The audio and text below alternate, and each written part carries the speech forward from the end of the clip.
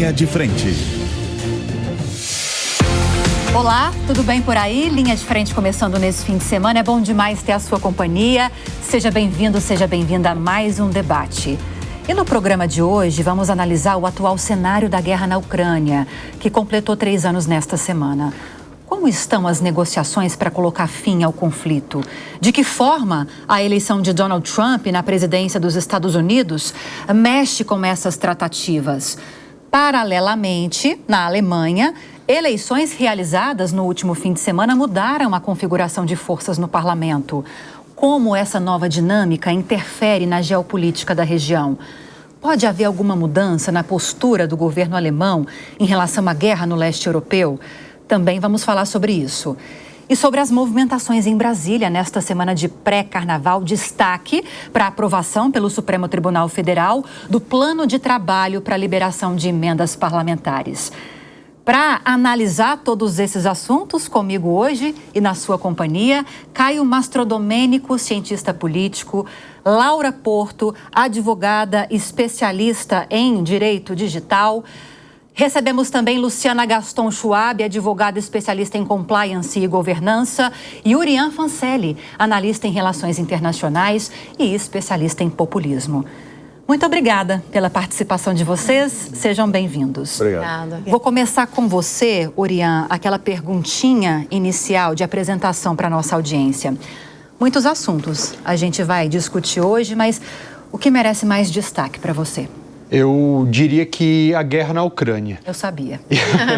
Isso porque nesse momento que a guerra completa 3 anos dessa invasão ilegal da Rússia na Ucrânia, há também uma mudança de postura daquele país que é talvez ali o maior apoiador da Ucrânia até hoje, que é os Estados Unidos. Então, tudo isso entra em um terreno completamente, poderia dizer talvez desconhecido, mas alguns sinais têm sido dados e talvez seja a maior mudança que a gente vai observar na geopolítica no mundo desde a queda do Muro de Berlim. Vamos falar muito sobre isso. Para você, Laura, o que merece mais destaque de tudo isso? Sem dúvida, tenho que concordar com meu colega. E primeiro dizer que é uma alegria estar aqui nessa bancada, mais uma vez, com querida Lívia e os demais companheiros de bancada. E eu concordo com a fala que foi posta aqui. A mudança do governo dos Estados Unidos ela é extremamente impactante nessa guerra que mostra que terá um fim e que talvez não seja o fim que nós esperávamos. Estados Unidos que tinha um governo que apoiava extremamente a Ucrânia e que, de repente, ele se mostra claramente em um outro lado, falando até que o governo não está sendo democrático de não ter realizado novas eleições, o que é bem preocupante. Diz já meio que abertamente que as terras conquistadas pela Rússia possivelmente não serão entregues, ou melhor, devolvidas, né, à Ucrânia, e que ele irá ali realizar o meio termo de um acordo entre os países para esse cessar-fogo. É bem preocupante. E para você, Caio? Boa tarde a todos, obrigado pelo convite mais uma vez, obrigado, Lívia. Eu entendo que uma das pautas que mais me chamou a atenção e é importante, que pode mudar o cenário nacional, é a homologação das emendas.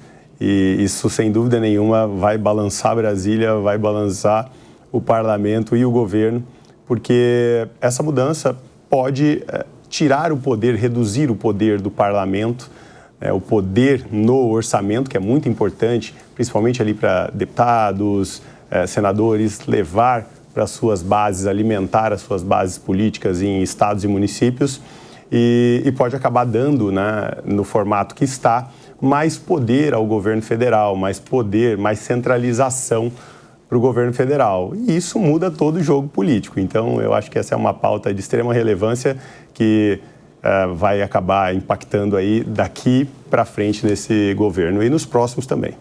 Luciana? Boa tarde a todos, obrigado pelo convite. Concordo com o Caio, acho que o que vai impactar bastante é a questão das emendas, em especial a emenda PIX, pela falta de transparência na destinação desses recursos. Eu acho que o impacto é agora e para os próximos governos, então realmente a gente precisa de ter esse controle maior e uma maior transparência. 2-2, então, para as emendas parlamentares e para a guerra na Ucrânia. Sim. Eu vou desempatar e vou começar com guerra na Ucrânia. Vocês ficam ressentidos? Imagina. Jamais, né? Super bem, tranquilo. Olha só, a guerra entre Rússia e Ucrânia completou 3 anos no começo dessa semana. E de lá para cá, a ajuda militar aos ucranianos e a imposição de sanções econômicas aos russos vinham sendo a principal estratégia dos Estados Unidos e da União Europeia na tentativa de colocar fim ao conflito. Mas a eleição de Donald Trump para o segundo mandato na Casa Branca mudou o rumo das negociações. A Bruna Milan mostra agora para nós o atual status da guerra.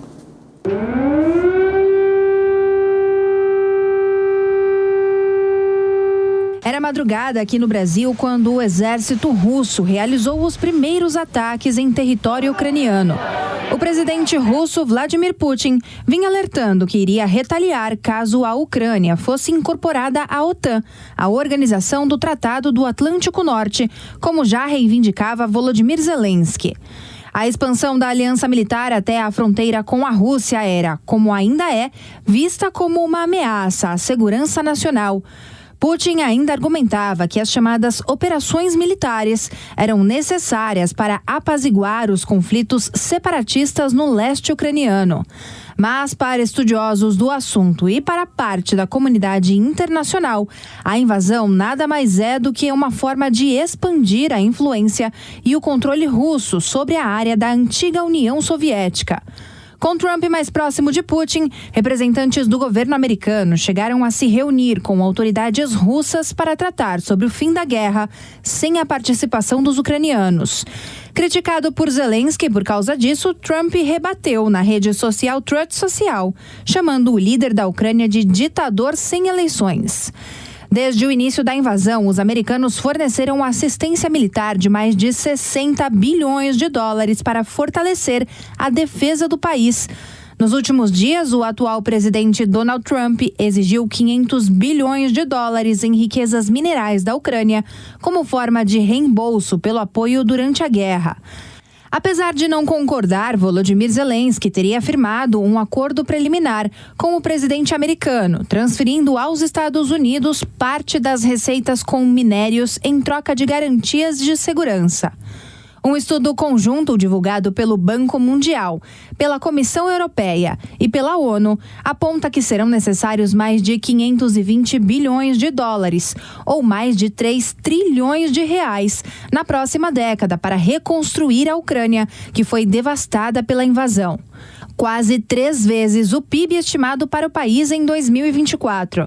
Para além dos prejuízos financeiros, o número de soldados ucranianos mortos ultrapassou 45 mil, segundo Kiev. Embora Moscou não divulgue números, estima-se que mais de 95 mil integrantes do exército russo morreram nos últimos 3 anos. Orian, vou começar com você, porque a Bruna trouxe um panorama sobre essa guerra, a mudança de postura de autoridades, mudanças em governo. E me parece, às vezes, que a cada momento que a gente se aproxima do fim, a hora que a gente chega nesse patamar, a gente se distancia um pouco mais. A gente chegou num momento, agora com essa política, vou colocar perturbadora, de Donald Trump, apesar desta política, a gente se aproxima para um fim dessa guerra? Eu não diria ainda agora, até porque eu acho que tem 2 maneiras igualmente preocupantes da gente olhar para essa guerra. Uma delas é o que isso vai representar para a Ucrânia nesse primeiro momento, e não é algo bom.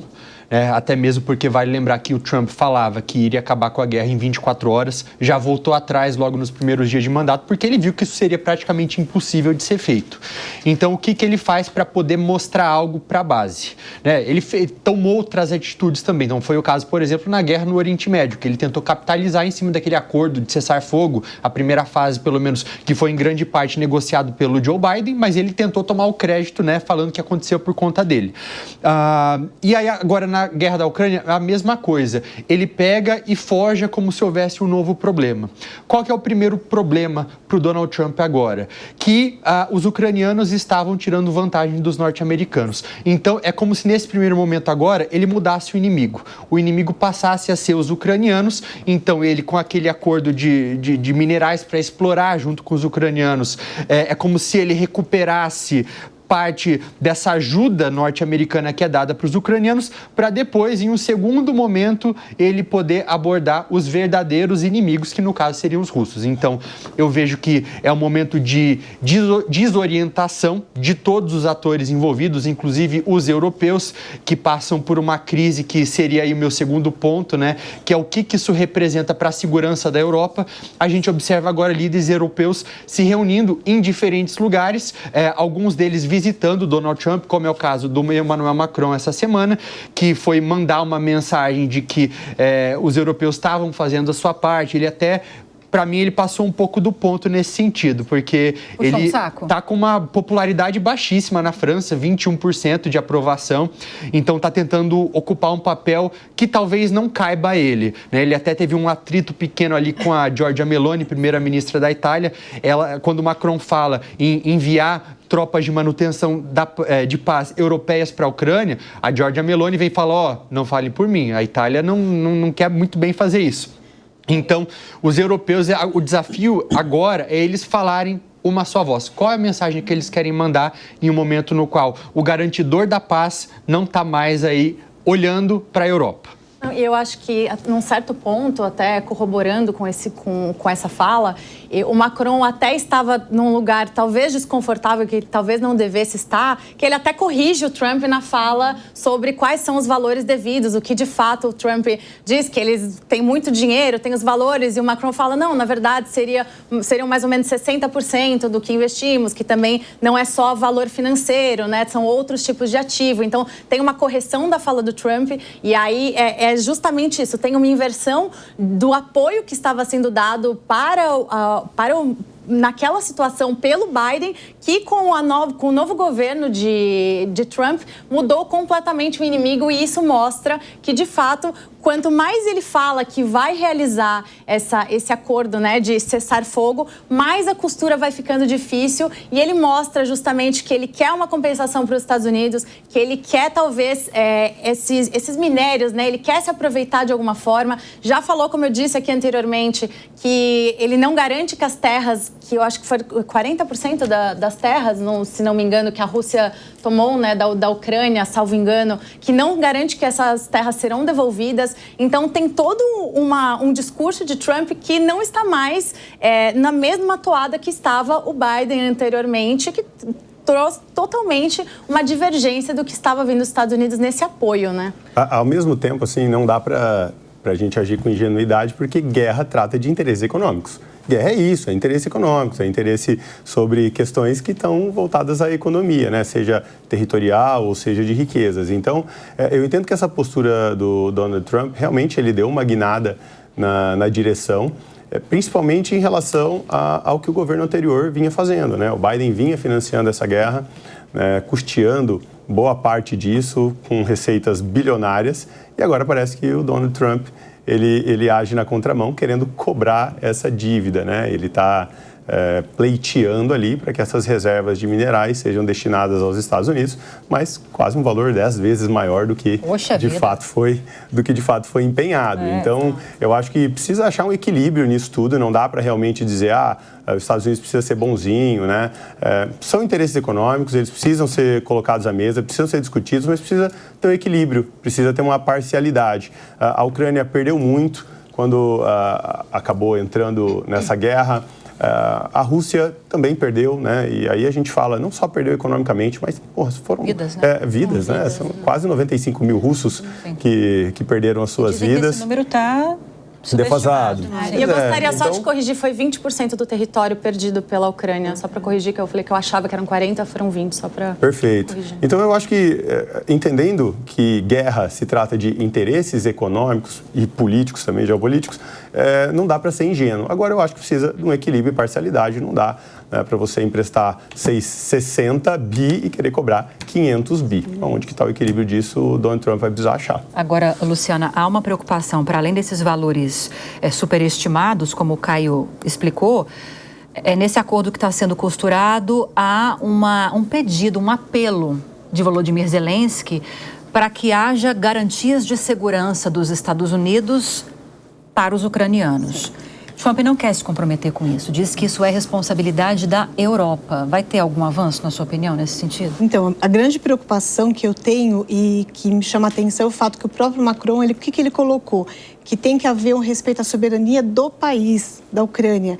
E a forma com que está sendo colocado, nós temos mais de 2 milhões de pessoas sem lares, sem residência, sem trabalho, famílias que acabaram sendo dizimadas. E quando ele joga assim, fala, olha, a comunidade europeia, os países envolvidos que vão ficar responsáveis, o que ele quer dizer com isso? Ele quer amenizar a situação dos Estados Unidos? Esse é o grande questionamento, porque a gente tem que pensar no ponto que é principal, a soberania e a garantia de que esses cidadãos não serão dominados dentro do território ucraniano pela Rússia ou por um conglomerado de países que vão afastar essa soberania. E quando a gente, só completando, quando a gente está falando em redução de presença dos Estados Unidos, né, criando uma proteção para esses países em torno, principalmente ali dentro da Ucrânia mesmo, isso acaba colocando em risco a segurança dos outros países também, porque se ele está retirando o apoio da Ucrânia, será que ele também não está enfraquecendo a OTAN nos países adjacentes? Como é que a Rússia vai ver isso? Então, a Rússia se fortalece? Será que isso acaba sendo uma força motriz para que ela continue invadindo mais territórios ou não? Eu não sei, eu acho que vale a pena fazer essa reflexão, porque... Um ponto bem relevante também, desse fim, que não terá um fim tão próximo, é que, salvo engano, foi na própria segunda-feira dessa semana, a própria ONU sugeriu uma resolução que trazia, de fato, o fim da guerra e mostrava que o território conquistado pertencia à Ucrânia. E os Estados Unidos se abstiveram de votar, assim como o Brasil. Então, acho que isso mostra Os Estados Unidos votaram contra. Votou contra. Foi pior. O Brasil se absteve, que já é ruim. O que já é péssimo e o que também traz uma visão que a gente tem que ter do Brasil, que é bem significativa. E não só os Estados Unidos, muito obrigada, se absteve, como votou contra. Então, se os Estados Unidos está se predispondo a realizar essa negociação, justamente dizendo que quer o fim da guerra, por que eles votariam contra, né? Temos duas resoluções, na verdade, né? Uma da Assembleia e uma do Conselho de Segurança. Eu acho que é uma postura quase que esquizofrênica dos Estados Unidos e sem querer ofender os esquizofrênicos. Eu digo isso porque o Donald Trump, ele é aquela pessoa que coloca como seu maior inimigo geopolítico não o Irã, não a Rússia, mas sim a China. Só que ele não entende que ao fazer isso, ao não ajudar a Ucrânia, isso manda 2 recados muito fortes para a China, que é o grande inimigo do Donald Trump. O primeiro deles é de que a China pode fazer a mesma coisa em relação a Taiwan, algo que é corroborado também por outras declarações que o Donald Trump fez ao longo da sua história. Então, na campanha, alguns meses antes das eleições, ele chegou a falar que se Taiwan quisesse defesa norte-americana, que deveria pagar por isso. Diferentemente do Joe Biden, que foi um presidente que diversas vezes falou que os Estados Unidos iriam em defesa direta de Taiwan. E o segundo ponto é qual a mensagem que isso manda para a Europa em relação à segurança. E eu falo isso porque uma Europa que não conta com o apoio, com a presença norte-americana, então os Estados Unidos são o país que mais investem na Europa, né? Por exemplo, isso abre caminho para que a China entre e ocupe esse espaço economicamente na própria Europa. Então, isso enfraquece a presença dos Estados Unidos no mundo. Então, falta ali, que é um clichê quase, mas é a visão de estadista, de alguém que não entende o papel geopolítico que o próprio país deveria ocupar no mundo. Sim, essa questão do multilateralismo, da perda de força da OTAN, que o Caio citou, é um movimento que você também já percebe, porque hoje a maior parte da OTAN é sustentada financeiramente pelos Estados Unidos. Sim. E num movimento como esse que a gente está acompanhando, de distanciamento dos Estados Unidos dos países europeus, da União Europeia, há riscos de enfraquecimento da OTAN? Ou já está acontecendo? Com certeza. Já enfraquecendo. Primeiro mandato do Trump teve uma cúpula em 2018 em Helsinki entre Estados Unidos e Rússia. Nesse contexto dessa cúpula, o Trump já começou a mostrar que ele tinha ali uma certa simpatia pelo Putin. Então, quando o Trump falava que ele não acreditava que houve manipulação russa nas eleições de 2016, ele falou isso ao lado do Putin, dizendo que acreditava na versão do Putin que isso não aconteceu. Depois, em um outro encontro, o Trump disse que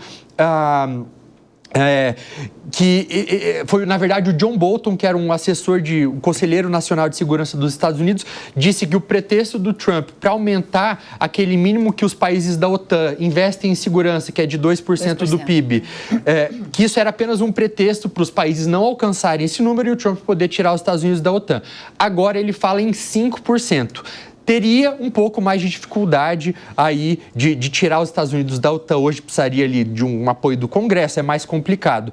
Mas essa tentativa de enfraquecer a OTAN, ela dá para a gente dizer que ela continua e é por isso que muitos europeus falam hoje, até o Zelensky sugeriu isso, que fosse criado um exército europeu. A União Europeia em si, ela tem dispositivos de segurança também coletiva, né? Tem artigos na Carta da União Europeia que falam isso, que um país foi acionado, por exemplo, lá em 2015, naqueles ataques terroristas da França. Mas ali não é um sistema tão coordenado como seria a OTAN. Então, eles precisam pensar em uma alternativa, porque existe uma crise agora de segurança da Europa que cresce e que ninguém sabe o que vai dar. Eu só para complementar, eu entendo que o enfraquecimento da OTAN, quando a gente fala em enfraquecimento da OTAN, nós não estamos falando do enfraquecimento estrutural, mas um enfraquecimento moral, um enfraquecimento de quando você acaba deixando a presença em território inimigo, né, deixando com que o inimigo prospere de alguma forma, né, você acaba tendo enfraquecimento moral, o que é diferente do enfraquecimento estrutural financeiro. Eu acho que isso é indiscutível que vai continuar, mas enfraquecimento moral, ele traz danos tão forte quanto, porque quando você acaba perdendo a credibilidade, você pode ter o dinheiro que for, que se você não tem credibilidade, né, você não consegue se manter na posição que você se mantém. Se tratando de Estados Unidos, a gente fala assim em maior poder bélico do mundo, então isso é indiscutível, é inquestionável, mas parece que os Estados Unidos agora, sob gestão de Donald Trump, não está priorizando tanto cuidar, talvez, da paz mundial, eu diria no sentido de investir. Literalmente. Mas vamos lá, no sentido de investir, porque a gente também não pode ser leviano, né? Porque o Trump assumindo a presidência, olha o movimento que a gente já está tendo de pacificação, ou seja, o início de uma pacificação na guerra Rússia-Ucrânia. Então, não dá para ser leviano também de dizer que ele não olha para esse lado. Financeiramente dizendo, né, financeiramente falando, o que eu quis dizer é que, financeiramente, talvez não seja a prioridade dos Estados Unidos no momento. Então, eu acho que o Trump prefere uma articulação do que colocar dinheiro.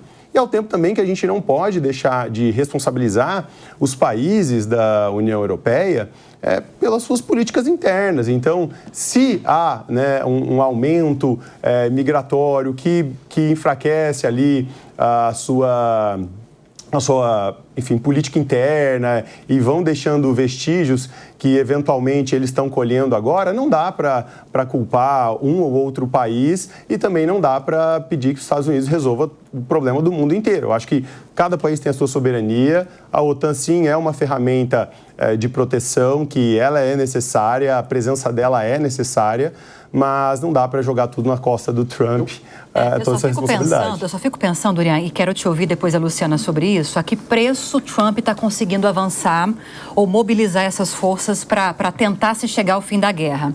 Porque você se sentar sobre a mesa e propor para o país invadido que ele abra mão de entrar na OTAN, que é um desejo manifestado há muito tempo. Inclusive foi o que iniciou. Que foi um dos motivos que fizeram com que começasse a guerra, com que se começasse a guerra. Também faz com que promova um entendimento por parte da Ucrânia de que ela não tem de reaver os territórios perdidos pela Rússia. Eu fico pensando, são termos de negociação que submetem o país enfraquecido e invadido a uma situação que não dá para chamar isso de acordo, dá para chamar isso de acordo. Para quem? Eu posso...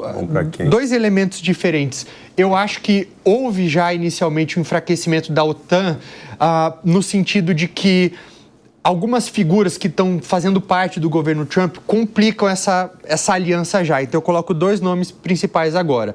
A Tulsi Gabbard, que é a nova diretora de inteligência dos Estados Unidos, que já foi acusada ela já fez declarações repetindo a retórica pró-Kremlin, né? Falando, inclusive, compartilhando postagens nas redes sociais de que a invasão russa à Ucrânia era justificável porque os Estados Unidos estavam ajudando a financiar laboratórios de produção de armas biológicas na Ucrânia.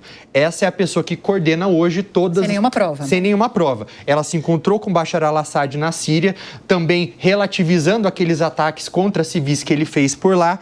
E aí eu coloco outra pessoa também, Kash Patel, que hoje é o novo diretor do FBI, que, enfim, é uma figura bastante polêmica, que já atuou também como produtor de documentários, e ele até, entre documentários que ele já produziu, tem algumas ligações com o Kremlin também no passado. Então, eu digo que isso enfraquece a OTAN, porque a OTAN, ela não é apenas armamentos, mas ela é o compartilhamento de inteligência. Então, como agora os aliados europeus, com que coragem eles vão compartilhar todas aquelas informações para os Estados Unidos, se parece, e aí eu relaciono com o que você trouxe agora, né, esse acordo que parece que acaba só beneficiando a Rússia, se parece que os Estados Unidos agora ele está nas mãos de pessoas que querem repetir a retórica do Kremlin. Então, isso é bastante preocupante. E sim, o Trump, ele manda uma mensagem bastante contraditória, porque ele se gaba de ser ali um grande negociador. Até mesmo em relação ali àquelas tarifas do México, do Canadá. Então ele chega ameaçando para conseguir alguma coisa. Depois recua. Como ele quer sentar para negociar com a Rússia se ele já dá logo de cara tudo que a Rússia quer de mão beijada? Então, já fala que a Ucrânia não vai fazer parte da OTAN, que vai poder ficar com aqueles territórios, já pedindo eleições antecipadamente, sendo que a Constituição ucraniana fala, artigo 83 da Constituição ucraniana, não pode haver eleições enquanto houver estado de sítio. Eles estão em lei marcial. Lei marcial. Eles estão em lei marcial nesse momento por causa da guerra, justamente. Então, eles não têm, só para explicar, né, por estar em guerra, eles não vão chamar novas eleições. Enquanto eles estão, teoricamente, é um estado de sítio chamado de lei marcial. Então, Por isso que ele não chamou novas eleições para a presidência, e o Donald Trump disse que não entendia que ele era uma pessoa democrática. Chamou de ditador. E chamou ele de ditador justamente porque ele não chamou novas eleições que ele deveria. Mas no caso, eles estão em lei marcial por causa do estado de sítio, enfim. Então não é a postura da pessoa que é o grande negociador que a gente está acostumado a ver se vender dessa maneira. Também vê assim, Luciana? Sim, e eu faço uma colocação. Nós temos uma preocupação já por parte de alguns países europeus, em especial o Reino Unido, que fez investimentos em armamento. Há uma previsão até o ano de 2030, fala em 80 bilhões, podendo chegar até 109 bilhões de dólares nesse segmento, porque um dos temores é que Reino Unido e os demais países europeus possam chegar na mesma situação do que chegou a Rússia, Irã e China, que esses 3 países possam vir e atacar. Então, a impressão que dá é que, às vezes, o Trump ele está blefando para tentar colocar a ordem na casa, mas aí ele atira para todos os lados e, no final, ele causa mais burburinho do que efetividade nas suas ações. Isso não é um discurso populista para acenar para uma base? Porque se toda vez, Laura, e aí eu vou retomar o que disse agora o Urian, se ele já vem com uma retórica agressiva, já esperando um momento de negociação e já aceitando que haverá um recuo, parece que o que ele quer enfatizar com esse movimento é um discurso de aceno para uma base. E que cola. Exato, na verdade, nem é um discurso populista. Ele já sabe exatamente o que ele quer, o destino ali já está traçado. Ele está ali meramente fazendo um teatro e vendo qual vai ser a melhor forma de chegar no objetivo que ele quer. Eu acho que um ponto muito relevante aqui, que eu vou citar e passar para o nosso especialista de questões internacionais, é que nessa conquista de território de 20% que a Rússia fez sobre a Ucrânia, eles conquistaram uma das maiores usinas nucleares da Europa, salvo engano, que eu não sei o nome, mas o quão relevante é isso? E por que, de repente, os Estados Unidos, e mais especificamente Trump, tem tanto interesse em apoiar a Rússia nesse ponto? Então, eu acho que essa é uma questão muito relevante, né? A usina de Zaporizhzhia, ela está já há bastante tempo ali, ela está sendo controlada pelos russos. Até muitos ucranianos, eles estavam meio que trabalhando de maneira forçada ali. São pessoas que eram pessoas locais que já trabalhavam lá, tiveram que continuar, mas com condições bem degradáveis de trabalho.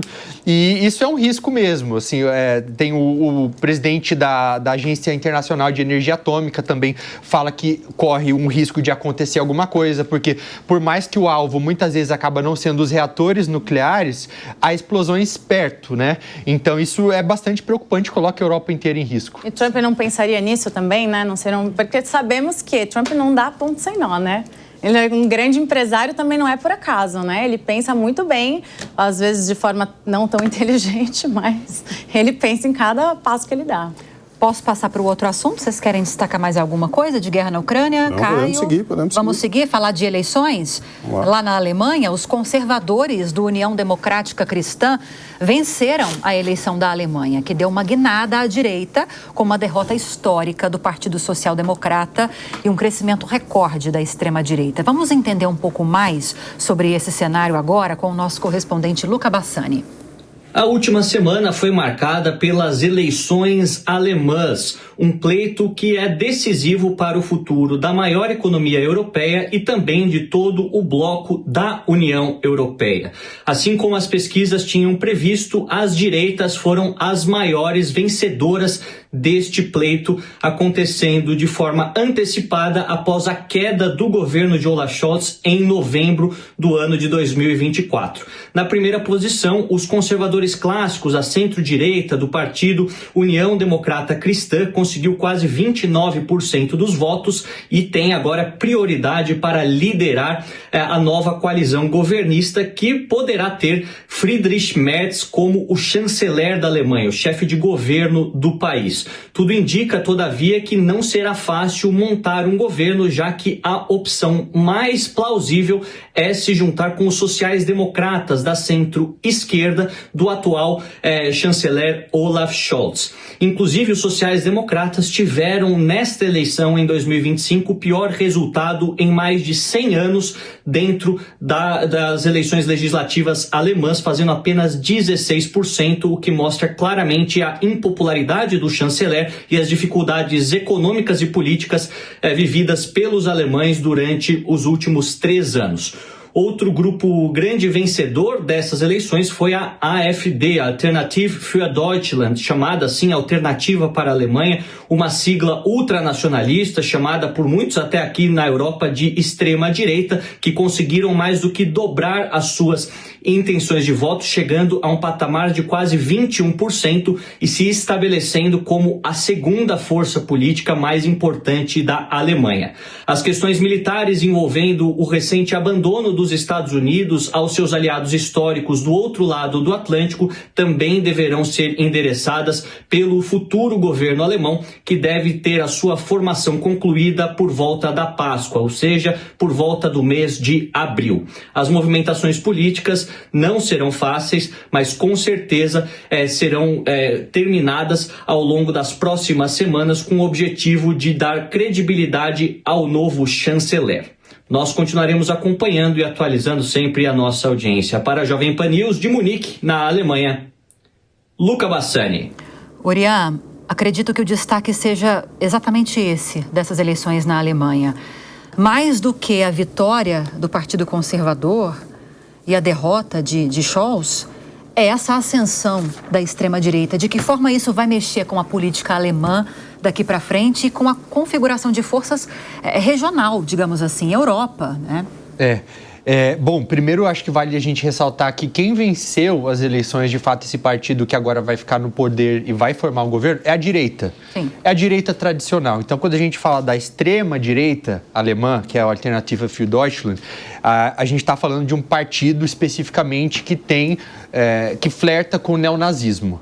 Que tem pessoas ali, como é o caso do Björn Höcke, que foi uma pessoa que em 2024 foi multado por usar frases como Alles für Deutschland, que era uma frase que significa tudo pela Alemanha, que era usada no nazismo.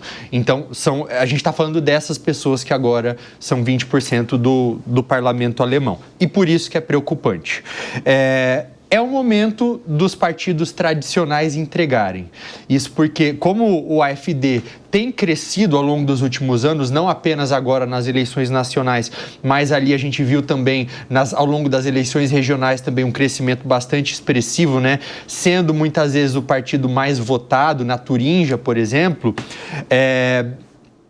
isso obriga os partidos tradicionais a conseguirem formar uma coalizão que provavelmente vai ser feita com o partido do atual chanceler, do Olaf Scholz, que ficou em terceiro lugar nas eleições.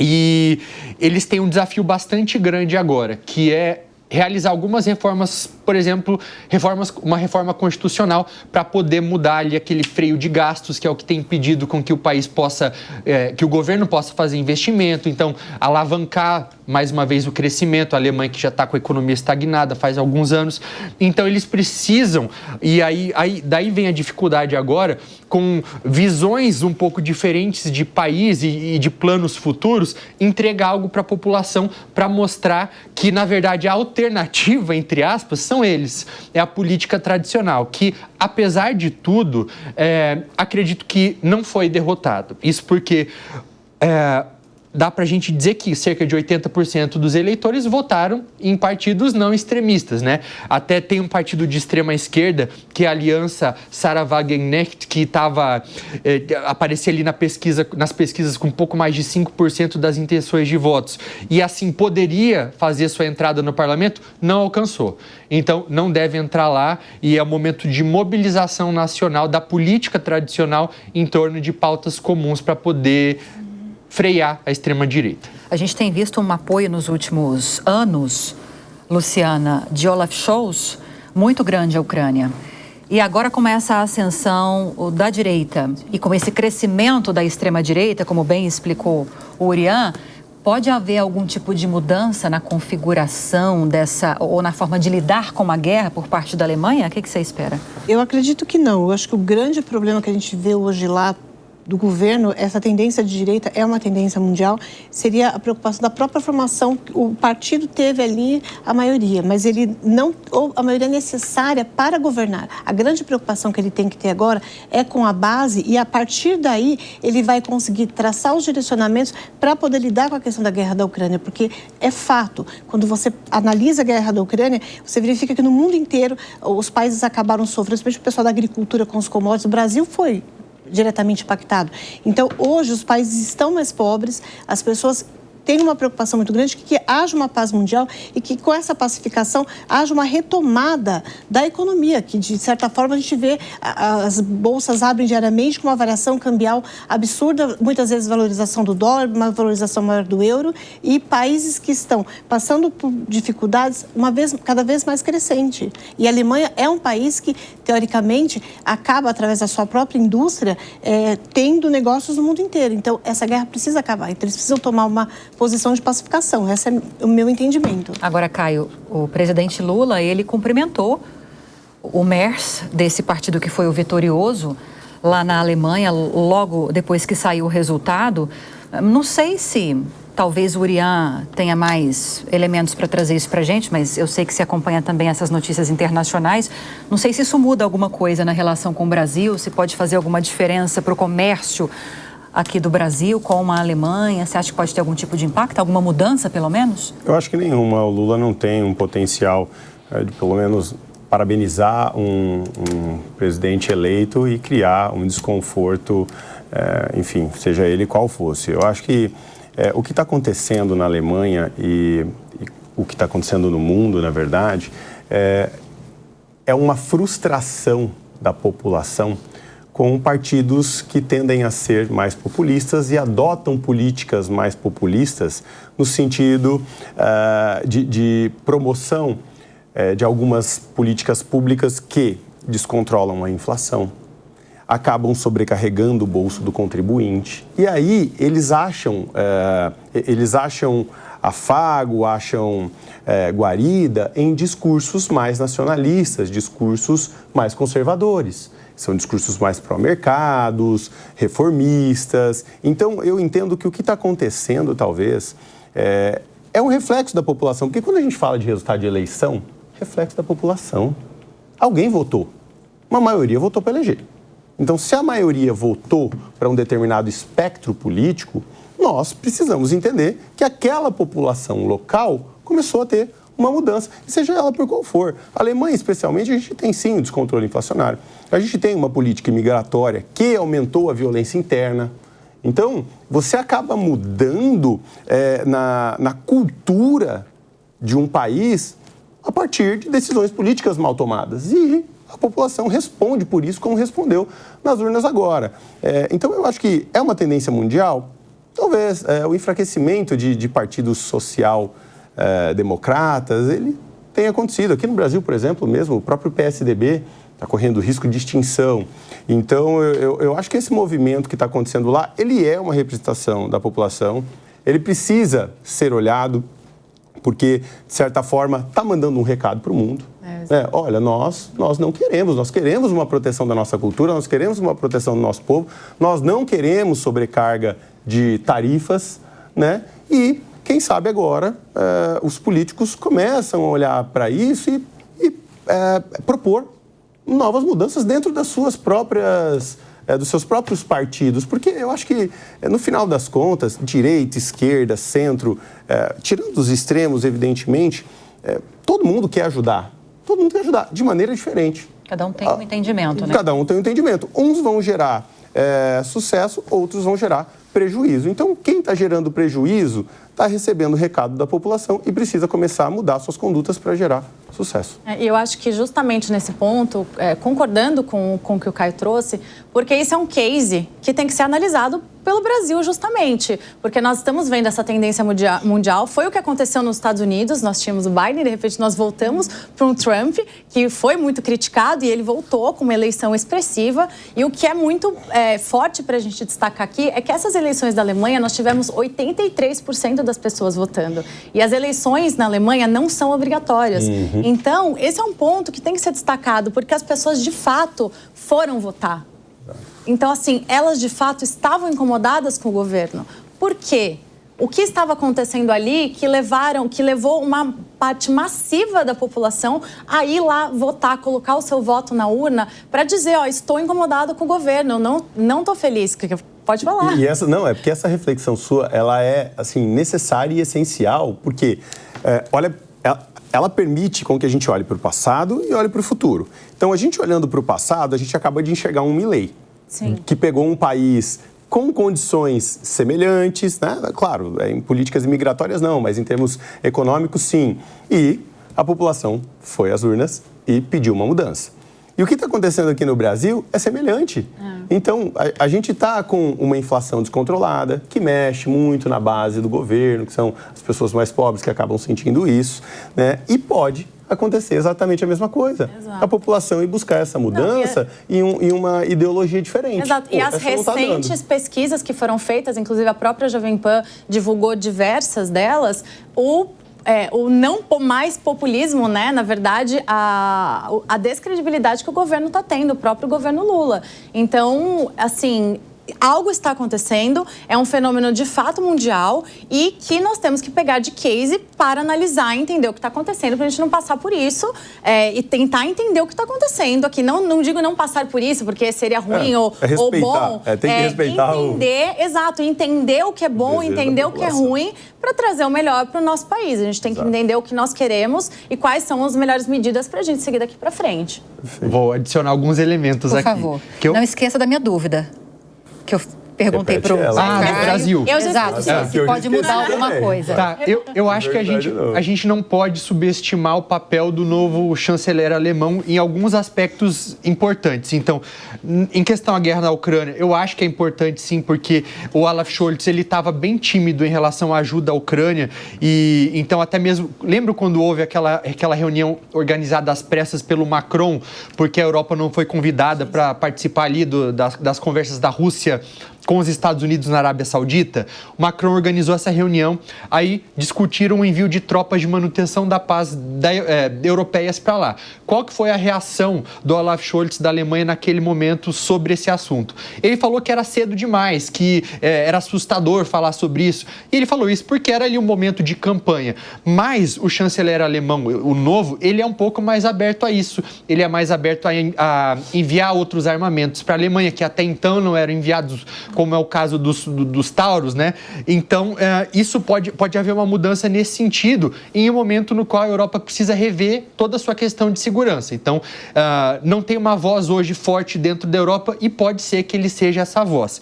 Em relação ao Brasil, a gente não pode esquecer também que tem a questão do acordo Mercosul-União Europeia. Boa lembrança. O Friedrich Merz, ele tem também ali uma característica bastante transatlântica dele. Ele gosta de um liberalismo econômico mais tradicional. Então, pode ser que ele e o Lula agora encontrem aí um common ground, né, um terreno comum para negociar algum tipo de acordo em um momento no qual o Trump também vira as costas para a Europa.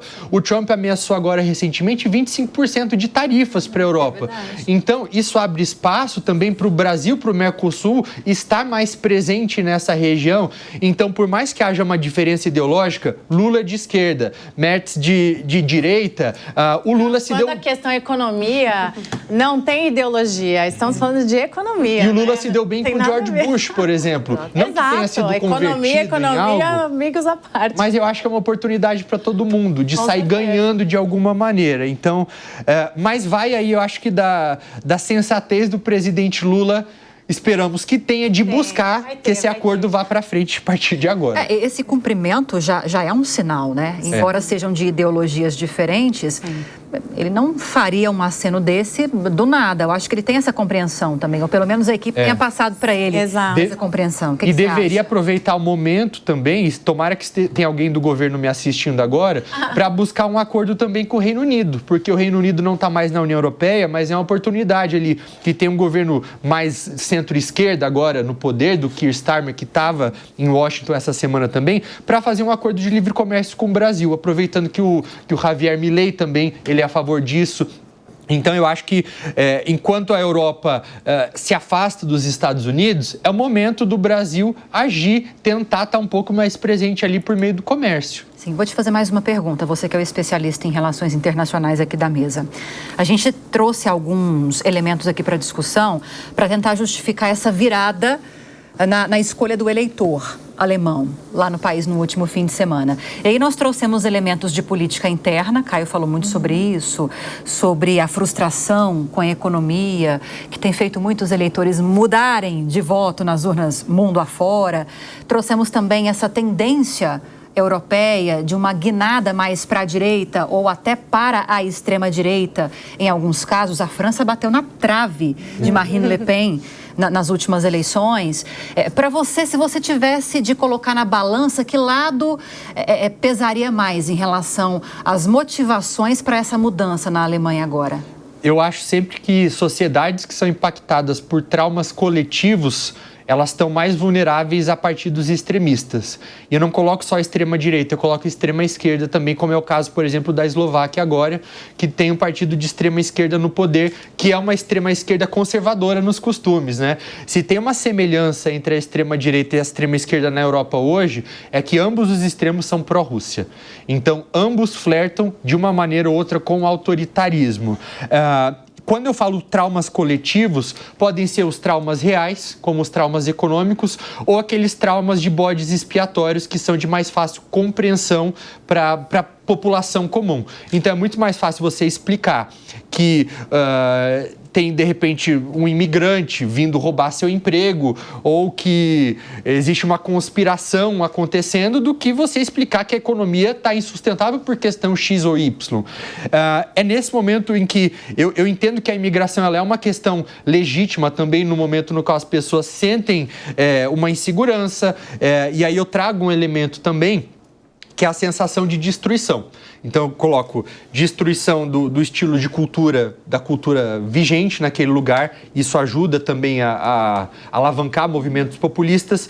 Sensação de desalinhamento das pessoas com partidos políticos tradicionais. Sensação de privação relativa, e aí tem a ver com a economia, que é aquela sensação de que a vida de todo mundo está melhorando e a nossa está estagnada, né? E é isso. Eu acho Na Alemanha, você sente que foi isso. É um coquetel disso tudo, eu acho. O que teria pesado mais, assim? Não, eu concordo parcialmente. Eu não tinha escutado ainda traumas coletivos. Eu adorei. E eu acho que é isso mesmo. Eu entendo que quando a gente está falando de países da Europa, culturalmente eles são países nacionalistas, assim. O cara tem orgulho da identidade dele, sabe? Quando você viaja para um país da Europa, você enxerga isso. O cara, ele tem muito orgulho. Diferente até de nós aqui, que nós não temos isso, nós não carregamos isso, né?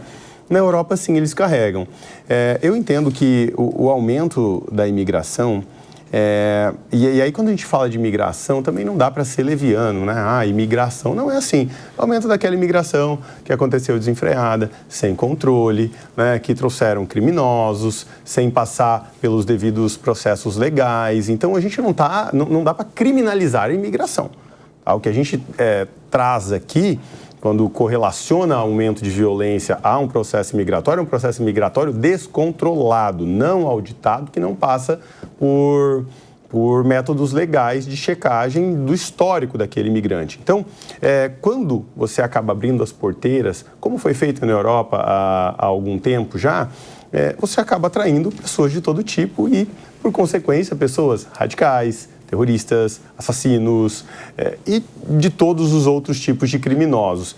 E isso sim, a população começa a sentir na pele. Então não é difícil hoje você abrir o teu Instagram, por exemplo, e ver um roubo lá na Europa de um cara que força a porta, entra, bate numa senhorinha, pega as coisas que eles não passavam antes. Então isso eu acho que acaba trazendo ali um senso de arrependimento, um senso de erro e fazendo com que essas pessoas tendem a mudar, buscar uma mudança. E essa mudança ela pode ser evidentemente dentro do padrão ideológico. Esse cara me decepcionou, o que ele fez aqui não está sendo bom, eu não estou colhendo os bons frutos disso, né? Eu entendo que isso talvez possa ser o mais relevante. Mas, claro, como acontece aqui no Brasil também, o aumento da inflação mexe com todo mundo, gente. Quando você mexe no bolso, né? Cara, acabou. Você mexeu no bolso. Quando mexe no ovo. Gente, no ovo. Eu fico chateada. Eu que não como carne, quando mexe no meu ovo. No café. Olha, isso vai ser tirado de contexto. Cuidado. Obrigada por me avisar. Eu fico chateada, tá, gente? E é assim que a gente sente, né? Quando a gente sente a economia mexendo diretamente na sacola do mercado e a população em geral sente isso, é aí que a população começa a ficar revoltada com o governo de fato, né? Enquanto tem a alta do dólar e a população mais humilde não está sentindo o problema do dólar na pele, e aí ela começa a sentir, de repente, aí começa a impopularidade do governo, né? E aí começam vários fatores, que é o que nós estamos passando hoje no Brasil. E as recentes pesquisas dizem isso, né? Agora, em termos de possíveis alianças na formação desse novo governo na Alemanha, vou te ouvir o que você espera, mas depois eu quero ouvir o nosso especialista. Porque o que nós temos visto até agora é que não há uma disposição do Merz, da direita, de se unir à extrema-direita. Mas uma coisa é não ter a disposição e outra coisa é a facilidade de ganhar governabilidade. Primeiro você, Luciana, depois quero te... Eu volto de novo naquela questão do que, para governar, ele vai ter que fazer alianças. E ao fazer essas alianças é onde ele vai conseguir colocar os projetos dele em tese, em prática. Uma coisa que me chama muita atenção, que vocês estavam falando muito da questão migratória. Hoje, na Europa, a gente vê um aumento da violência, a gente vê um aumento cada vez mais de um problema social. Por quê? Porque as pessoas você tem uma migração predatória, que é aquela migração ilegal, as pessoas acabam entrando no país, nesse meio vão pessoas não de boa índole, vira um problema social porque eles não têm condições de trabalho, ao não ter condições de trabalho, eles vão para o trabalho submundo ali, acaba aumentando a criminalidade e isso incomoda. Então, quando a gente vê os alemães tendo uma postura não legal em relação à migração, esse problema pode muito em breve impactar aqui, inclusive o Brasil, porque hoje a gente vê aviões chegando com 150 pessoas vindo de refugiados, acabam entrando no país, não falam o idioma, não tem documentação, não tem condições de trabalho e nós temos uma inflação alta, nós temos um déficit absurdo de postos de trabalho, nós temos uma população que nem todo mundo está preparado para o mercado de trabalho de acordo com as inovações atuais e isso pode nos trazer problema futuramente déficit também. Habitacional crescente, nós temos déficit previdenciário crescente, ou seja, o Brasil está num cenário extremamente complexo já para o brasileiro, né? E calcula então para aquele imigrante que vem de maneira irregular. Isso é um problema mundial isso, né? Precisa, não digo endurecer, precisa restabelecer as regras imigratórias. Precisa ter um controle. Sobre essa configuração do novo governo, quais são suas expectativas de alianças? O Merz ele já teve um teste enquanto deputado alguns meses atrás. Então, o que ele fez? Ele, sabendo que a grande parte da preocupação da população era com a imigração, o que ele fez? Ele colocou para votação um projeto que restringia a imigração, só que, para ele aprovar esse projeto, ele precisava contar com o apoio do AfD, que é o partido de extrema-direita.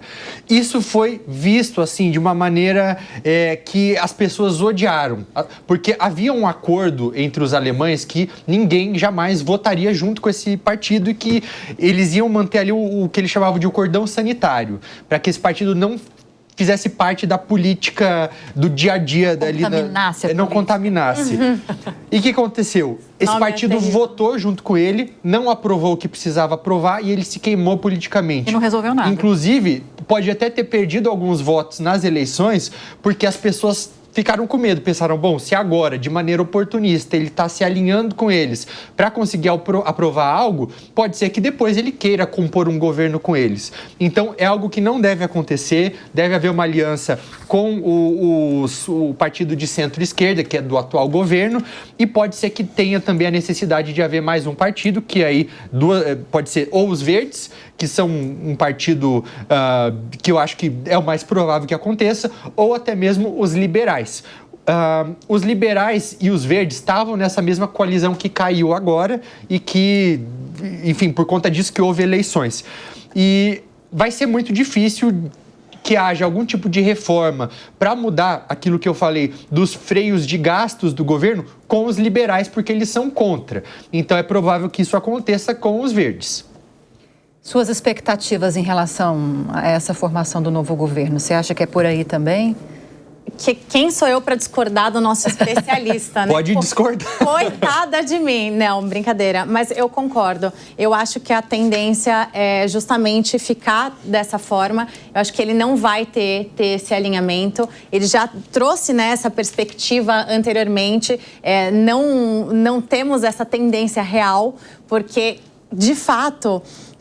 ele já mostrou, né? É isso, ele já mostrou como ele agiu anteriormente. Então, eu não creio que tenhamos grandes novidades nisso. Ele, de fato, trouxe todas essas revelações e não tenho nem o que falar, porque, assim, é isso. Sim. Esqueci de um dado. Por favor. E ele tem mais um dado. Não é que você me falou, eu lembrei que 70% ou 80% dos alemães acham que deveria haver uma coalizão entre esses dois grandes vencedores aí do... A extrema-direita? Não, entre centro-esquerda e a direita. O que estava no poder? Porque assim, é o que a população quer. Eles vão acabar não conseguindo governar. Isso que é justamente isso que foi falado. É um sinal de que a população está buscando algo mais central. É central. De centro. Porque isso é um partido que, como foi falado, tem um flerte com o neonazismo, o que é extremamente preocupante. E a Alemanha tem uma cicatriz muito grande, eles já passaram por isso, mas a própria população vê que tem esse centro-esquerda e eles querem um meio termo. E é isso que eu falo, quando a gente está no meio termo, o extrema-esquerda e extrema-direita, a gente nunca chega num senso, né? Nesta semana, o ministro Flávio Dino do STF homologou o plano de trabalho apresentado pelo Congresso Nacional para dar transparência e rastreabilidade na execução de emendas parlamentares. E essa decisão abre caminho para a retomada do pagamento dessas emendas, mas com algumas exceções. Dino, por exemplo, manteve suspensões de pagamentos feitos a ONGs e entidades do terceiro setor e reforçou a exigência de que as emendas PIX sejam pagas somente mediante a apresentação de um plano de trabalho. Os presidentes da Câmara, Hugo Motta, e do Senado, Davi Alcolumbre, comemoraram um avanço nas discussões. Ainda nessa decisão, o ministro ressaltou que o plano de trabalho estabelece trilhos para que haja maior transparência na execução do orçamento, mas que na prática ainda é preciso avançar em outros aspectos, como no volume destinado às emendas. Para 2025, os parlamentares terão cerca de 50 bilhões de reais em emendas parlamentares. Ninguém quer largar o osso. Laura Porto, chegamos a um denominador comum com essa homologação do Dino? Finalmente! Eu não sei quantas linhas de frente já fizemos com esse tema, e faremos muitos outros. E faremos muitos outros. A gente já chegava e falava capítulo número 84 sobre as emendas PIX. Não creio que chegamos a um fim. Ainda teremos muita pauta para falar sobre as emendas PIX, mas finalmente chegamos a um acordo sobre algo aqui, né? E aqui, inicialmente, eu quero destacar a maleabilidade dos novos presidentes em lidar com o ministro Dino, né? Porque até hoje, orçamento e diversos outros temas que também vamos falar aqui ainda não foram finalizados por conta dessa pauta que estamos falando agora.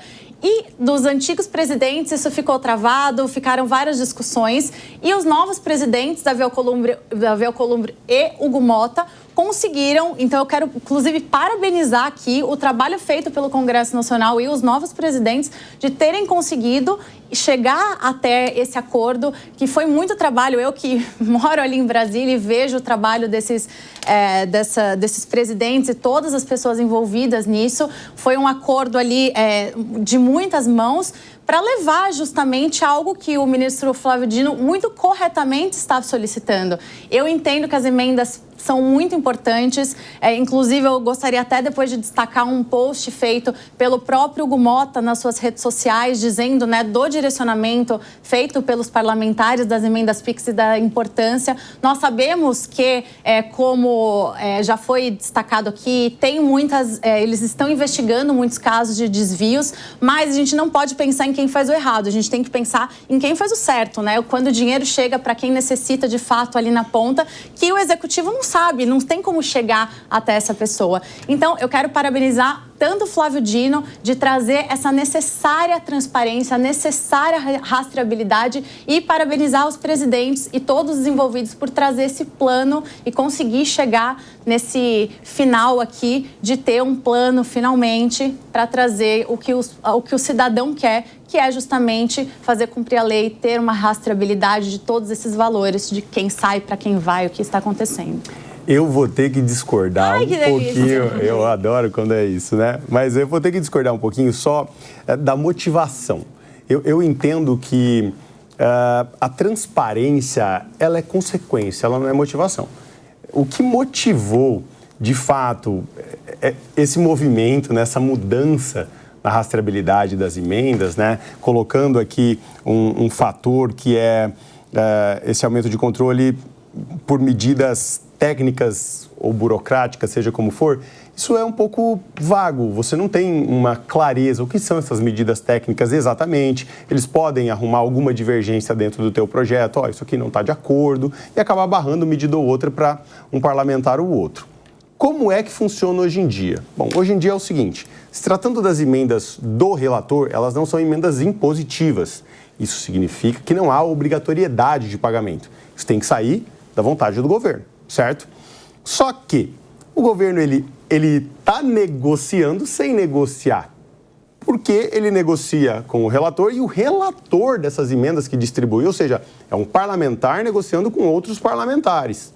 Então, o governo em si não está na ponta e, eventualmente, ele está destinando um recurso para um parlamentar de oposição que está votando contra ele. Então, para mim, a motivação é muito mais um aumento de controle do governo federal, especialmente o governo Lula, sobre a distribuição dessas emendas, a distribuição do dinheiro para que ele tenha uma ferramenta de barganha maior. Porque hoje, no modelo como está, essa ferramenta de barganha está prejudicada entre executivo e parlamento, entende? Então, o ministro Flávio Dino, quando foi colocado ali no STF, o Lula comemorou, é o primeiro ministro comunista a ocupar aqui, demonstrou uma ligação muito próxima, inclusive ele era ministro do governo Lula, saiu para ocupar o cargo no STF. Então, eles têm um alinhamento muito grande. E o Lula já foi muito crítico sobre este modelo que nós temos hoje aqui, que é quase um semi-parlamentarismo, onde o parlamento tem uma força muito grande sobre o orçamento, tirando o poder do executivo, que prejudica, sem dúvida, porque, poxa, o executivo tem diversas obrigações a serem pagas. E é prerrogativa do executivo a gestão do Sim, e ele tem muita obrigação já, ele tem as despesas obrigatórias. Então, quando você aumenta a destinação e o controle para o parlamento, você enfraquece o executivo. E seja para Lula, seja para qualquer um, a gente está falando de executivo, não necessariamente o presidente, mas do modelo.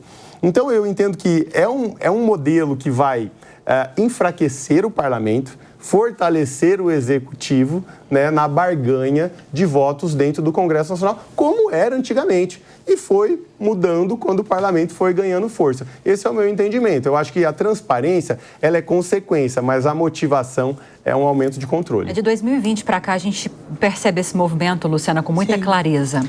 E embora haja esses pontos para a gente levar em consideração, o Legislativo precisa das emendas no sentido político para levar esses recursos para os seus redutos, e o governo precisa também de um mecanismo para negociar uma certa governabilidade. Então, no fim das contas, todo mundo precisa desse sistema? Eu acredito que sim, e vou mais longe. Nós acabamos de sair de um pleito eleitoral agora em 6 de outubro, onde, vamos usar como exemplo, o estado de São Paulo, são mais de 550 municípios, nós temos um total aqui de 34 milhões de eleitores, um pouco mais, e a gente verifica o que está acontecendo. Os prefeitos tiveram uma reunião com o presidente das principais cidades aqui de São Paulo e do país.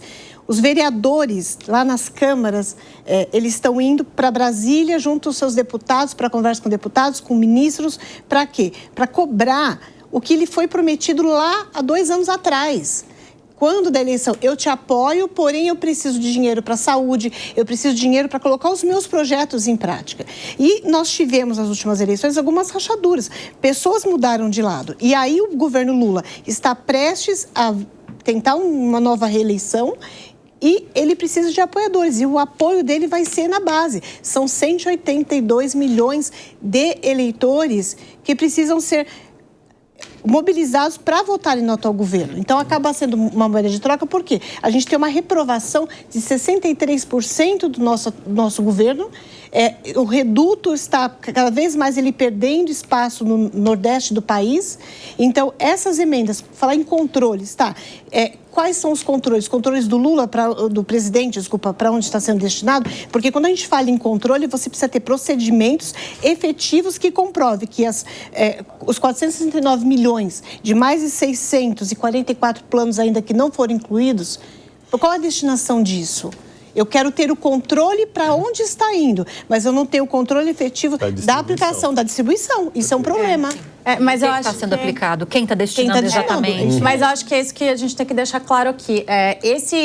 Nós temos 3 emendas específicas. Essa que o Caio falou é conhecida como a RP9, que é a do relator. Nós temos a RP7, a RP8 e a RP9. São 3 diferentes. Eles fizeram justamente um plano que foi isso que foi aprovado pelo ministro Dino como relator, e aí ele abriu para que o plenário também aprovasse, né?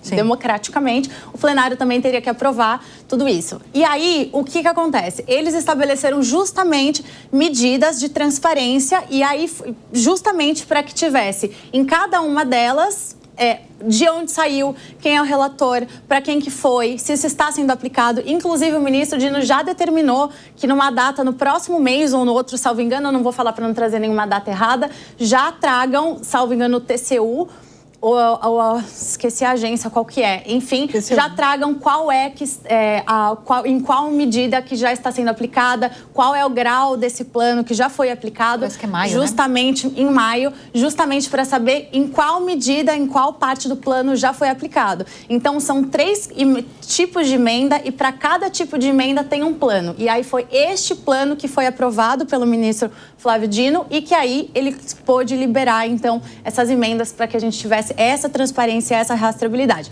de quem está saindo e para onde está indo. Agora, e as outras 2, elas são impositivas, então independe do governo do presidente, né? As outras 2, o Congresso ele vai ter acesso a esse recurso de qualquer maneira. A RP9 não, ele vai precisar negociar. A RP9, então esse é o único ponto que o Caio falou que pode ter uma questão de maior poder do governo, aqui do executivo, seria no caso da RP9. Exato. Sim. Agora, quando a gente fala de emendas, Urian, ou você ama ou você odeia, ou é paixão, ou é um ódio, assim, horroroso.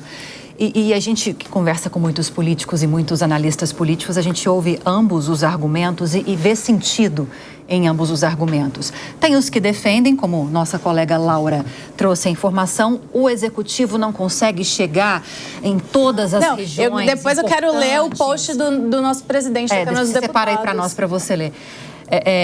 Não consegue chegar em todas as regiões, as mais vulneráveis, para levar esses recursos para essas regiões. Daí a importância desses representantes no Legislativo terem poder sobre parte desses recursos. Quem não defende diz que esse recurso poderia... Por exemplo, o parlamentar poderia falar como executivo da existência de uma ONG, de uma entidade, de uma região, e o executivo destinar, porque isso acaba tendo um ganho eleitoral para esse parlamentar que destina. Você está em que time? Eu tô no time dos que criticam a maneira como isso acontece, o volume como isso acontece atualmente. Então, a exemplo de outros países, muitas vezes a maioria não conta com esse dispositivo da maneira como ele é feito hoje no Brasil. Nesse número, assim, nesse volume, nenhum. Eu diria que nenhum país faz isso. Assim. Até alguns países já tentaram algo parecido em uma proporção bem menor, voltaram atrás muitas vezes, mas o que grande parte acaba fazendo é ali no momento de você votar um orçamento, você já negocia ali, já coloca o seu reduto eleitoral ali no meio, alguma organização específica, uma causa específica. Então, o jeito que acontece no Brasil, eu não gosto, eu acho que até mesmo com essas medidas que aumentam a transparência, não resolvem o problema inicial, que é você tem um mecanismo que é dado na mão desses parlamentares para perpetuação no poder. Então, pode ser que seja feito de maneira mais transparente, com menos corrupção? Pode, mas ainda é um volume muito grande que essas pessoas vão continuar a usar para que não haja renovação na política. Aí a gente chega num cenário agora, de 2026, sem a menor perspectiva, metade do país infeliz, que pode haver continuidade do atual governo, apesar de todos os erros, e a outra metade defendendo o retorno de um governo anterior que causou tudo aquilo que causou, que a gente não precisa mencionar também. Então, eu acho que isso tudo ajuda com que haja esse constante leilão que a gente observa na política nacional. E me sinto até um pouco envergonhado da gente ter que comemorar algo tão pouco, que era para ser o mínimo. Olha, que bom ter mais transparência. Né? Que bom temos transparência. Que bom que agora a gente sabe para onde vai. É todo pouco, a gente se contenta público. Com pouco. Com certeza. Por isso que eu não falo tanto de política nacional. Este é o momento. Ele está mal acostumado com a política internacional. Eu trago muito pro pessoal. É falado em transparência, em controles. Como você vai falar em transparências e controles se você não tem pessoal do corpo técnico para gerir todas essas informações? Não adianta nada eu colocar uma estrutura, montar uma estrutura na esfera federal, isso vem para o governo do estado, ali um estado como São Paulo, você vai conseguir ter um controle. Eu não sei se o estado do norte, Acre, se lá eles vão conseguir ter o mesmo tipo de sistema. E quando você leva isso para as prefeituras? Eu resido no município pequeno, de extrema importância, é o terceiro principal município do estado de São Paulo e que não tem controles sobre o dinheiro que vem através dessas emendas. Então, há um desvio, muitas vezes esse dinheiro é feito um caixinha ali, como é comum a gente ouvir, para financiar a compra de votos nas eleições. Sim, é muito triste. Então, isso é muito triste. Muito triste. O que a gente presencia são políticos que são eleitos nesses municípios menores, que chegam a uma Câmara Municipal que eles não sabem o que é legislar, eles não sabem ler. Eu presenciei uma cena na primeira sessão da comarca, da cidade onde eu resido, onde a pessoa não conseguiu, deram o texto, ele não conseguia ler. E ele foi um vereador eleito, e aí depois a gente fica sabendo, o dinheiro que veio, que corre, veio de emendas que foram transferidas lá de Brasília para cá, veio do governo federal. Então, a gente precisa tomar um cuidado. Emenda é bom se houver controle, se houver gente especializada, capacitada para trazer, como numa empresa privada. O Brasil tem que mudar esse conceito de estatização e ter profissionais. Nós temos que ter pessoas capacitadas gerindo essas informações. Caso contrário, é mais um custo para os cofres públicos que não suporta mais tantas despesas. Que até a inteligência artificial poderia ser usada nesse processo também. Sem dúvida, muito bem observado. Eu concordo com os colegas em diversos pontos. Apesar de achar que a motivação inicial do ministro Dino, ela é mais política do que buscando uma transparência mesmo na destinação dos recursos. Mas transparência é transparência. A gente realmente não deve comemorar isso. Isso deveria ser obrigatório. Então, hoje, se você entrar em um portal da transparência do governo federal para buscar uma informação, eu convido vocês a acessarem depois do programa. Vocês vão ver a dificuldade que é para você acessar qualquer tipo de informação. Agora, neste caso das emendas, eu preciso lembrar que nosso país tem uma extensão territorial gigantesca e diferente da maioria dos outros países do mundo. Então, nós temos quase 5.500 municípios ou mais, salvo engano, 5.568 municípios. Então, se às vezes um município não consegue chegar no seu distrito, você calcula, né, o executivo, a presidência da República, conseguir atender uma ponta tão longe como essa, né? Então, eu acho que precisa do equilíbrio, precisa da transparência, mas da maneira como está, foi a maneira como pôde acontecer. Por quê? Porque a gente volta àquilo que a gente falou antes, né? São negociações políticas. Política não é do jeito que um quer ou do jeito que outro quer. Precisa achar o equilíbrio. Então, é o jeito que dá. Esse foi o jeito que deu, independente da motivação. Espero que os reflexos de negociações políticas sejam mínimos e as transparências, através desse processo, sejam o carro-chefe. Vamos então a outro destaque da política nacional nessa semana. Em mais uma tentativa de reverter a queda de popularidade, o governo anunciou medida provisória que flexibiliza o acesso ao FGTS.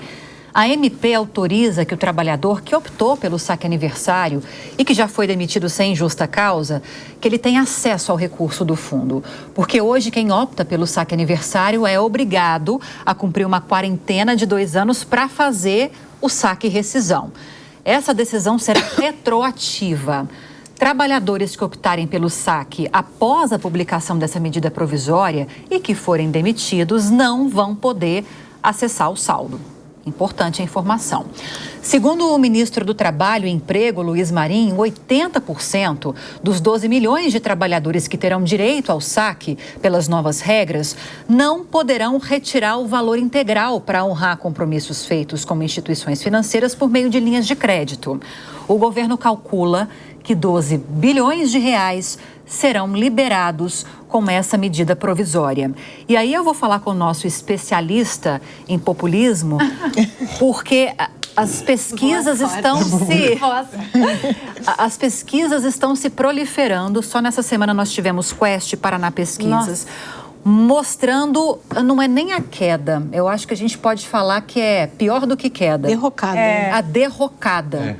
O tombo, vamos colocar assim, na popularidade do presidente Lula, com quedas expressivas até em estados do Nordeste, inclusive. O que é histórico, né? O que é histórico.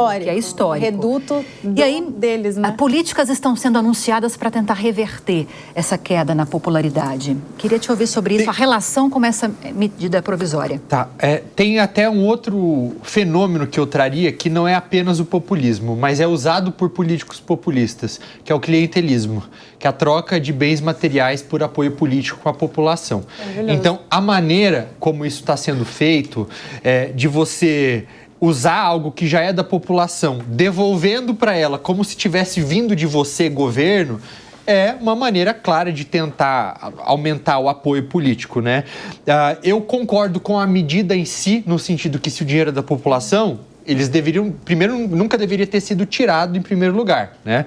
Mas me preocupa porque eu acho que deixa cada vez mais claro que a gente tem um governo que não sabe o que ele defende, para onde vai.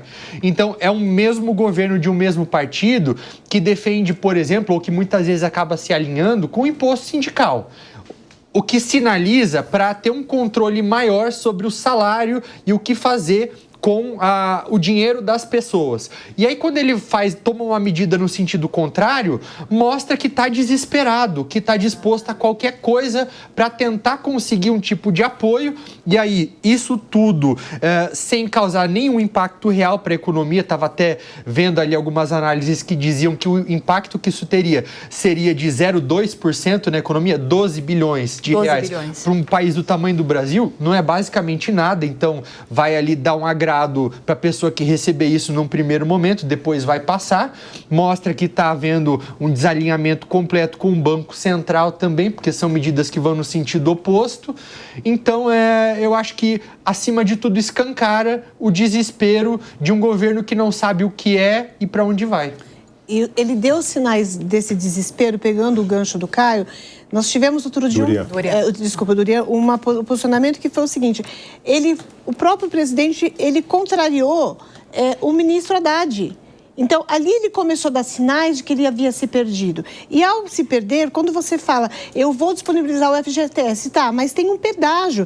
Quem retirou tem que ficar 2 anos sem poder fazer esse saque. E aí cria a falsa ideia de um assistencialismo, que na realidade não é assistencialismo, está devolvendo o que já é do trabalhador. E a gente precisa pensar nos impactos que são diretamente ligados ao quê? Nós tivemos uma queda da poupança. Parou o quê? Financiamento imobiliário. Caixa Econômica Federal hoje não tem dinheiro para financiamento imobiliário.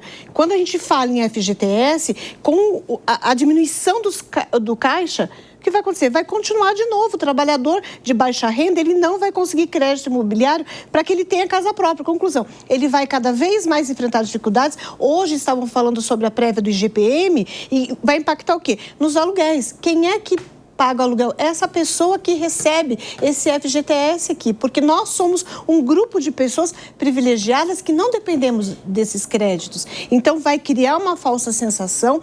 A impressão que eu tenho, já vou visando 2026, e isso, eu acho que, ao invés dele ter popularidade, no final das contas, haverá uma queda muito maior da popularidade e nós vamos enfrentar os reflexos. O XP Investimentos hoje soltou uma nota falando do que eles esperam e é assustador. Bradesco já tinha se manifestado falando que não espera algo muito bom para o Brasil nos próximos meses. Então isso vai impactar o quê? Na mesa do trabalhador lá na frente. Eu acho que a busca pela popularidade do Lula, infelizmente, ela é irreversível. Seja o que for anunciado, ele está em um momento que eu acho que é muito difícil recuperar a popularidade dele, porque ele mexeu no bolso do trabalhador. Mexeu no bolso do trabalhador, esquece, você perdeu toda a chance que você tinha de performar bem no governo. Agora, é interessante o que os colegas trouxeram, e eu não posso deixar de concordar, como um liberal que sou, que o dinheiro do trabalhador deveria estar com o trabalhador. Esse é o primeiro ponto, acabou. Não administrado pelo governo, que inclusive administra muito mal, né, porque investe muito mal e remunera muito mal. Mas trazendo alguns pontos aqui, geralmente quando o governo libera os créditos do FGTS de maneira antecipada, mudando as regras, ele pode causar coisas boas e ruins. Então, de imediato na economia, ele permite a injeção de dinheiro na economia, que vai fazer a microeconomia movimentar. Ou seja, o cara vai pagar uma dívida ali, vai fazer compra no bairro, vai fazer um pequeno investimento, porque também não são valores exorbitantes, né? Então, ele vai movimentar a microeconomia em um curto espaço de tempo. A longo prazo, o governo mexe no que poderíamos chamar de uma poupança pública, mas não é pública porque é do trabalhador, mas é gerida pelo setor público, que é utilizado para fomentar obras de saneamento e infraestrutura, como, por exemplo, o próprio Minha Casa Minha Vida. O Minha Casa Minha Vida, as obras do Minha Casa Minha Vida são fomentadas pelos fundos do FGTS. Então, quando você enxuga essa poupança, como bem dito, você tira a oportunidade justamente deste beneficiário, deste trabalhador, de ter uma mudança de vida, um crédito mais acessível, uma moradia acessível. Por quê? Porque você já está tirando a possibilidade dele conseguir ter acesso a um programa de governo que está sendo comprometido por uma decisão imediatista. E imediatista e populista, porque ele está buscando uma melhora no seu cenário popular, né? Ele vem perdendo a sua popularidade. Eu não acredito que isso vá trazer nenhum tipo de benefício. Acho que é mais um erro do governo Lula. Ele deveria se abster desse erro, porque os frutos que ele vai colher com isso vai ser muito pior. E ele está diminuindo em um ano pré-eleitoral. Então vai chegar ano que vem, os fundos do FGTS vão estar completamente vazios e vai prejudicar o fomento em obras de infraestrutura e saneamento básico justamente no ano de campanha, que é o que eu acho que ele não queria.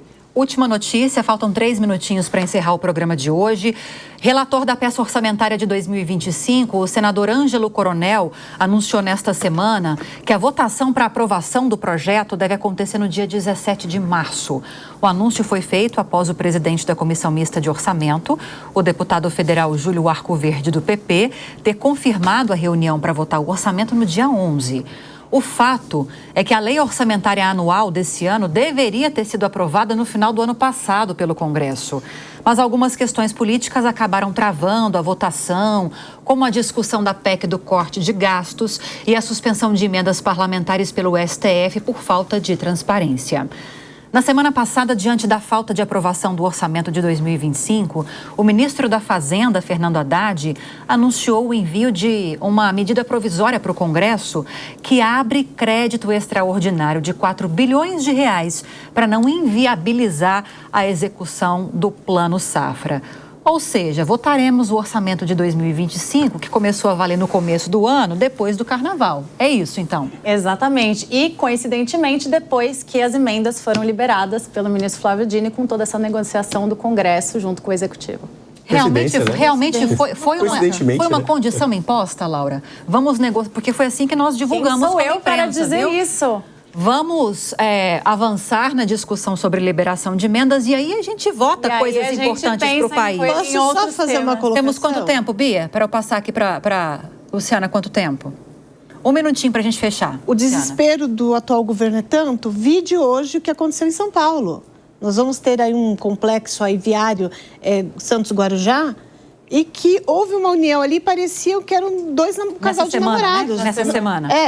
Tarcísio e o presidente Lula. E isso demonstra o quê? De que lado eu estou? Então, as trocas estão acontecendo. As próprias alterações ministeriais, o governo está completamente perdido, vendo subterfúgios do que fazer, né? É isso mesmo. Essa reforma vai sair depois do Carnaval também? Porque alguns nomes já são ventilados, algumas trocas já são feitas. Tudo vai funcionar depois do Carnaval, confia. Ou não vai funcionar depois do Carnaval. É um ponto de vista, vamos ser aqui positivo. São 10 feriados pela frente. Bom, queria agradecer muito a participação de vocês, Urian, Laura, Caio, Luciana. Muito obrigada, viu, pela presença de vocês. A você que esteve nos acompanhando, muito obrigada pela audiência e pela companhia. Uma ótima semana pela frente para você e até a próxima. A opinião dos nossos comentaristas não reflete necessariamente a opinião do Grupo Jovem Pan de Comunicação. Realização Jovem Pan News.